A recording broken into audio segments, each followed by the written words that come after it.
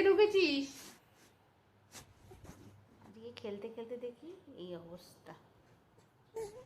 কোথায় ঢুকেছিস? রুটি বানাচ্ছিলাম আর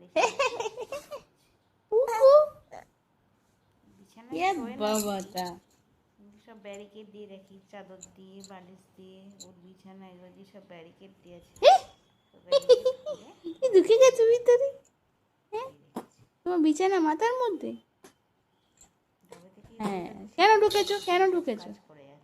এত খেলনা তাও হচ্ছে, আবার নিয়ে উল্টে যাচ্ছে। কম পড়ে যায় সব, এটা ওটা এটা ওটা যা পাবে টুকি, এই যে খেলা করবো। টুকি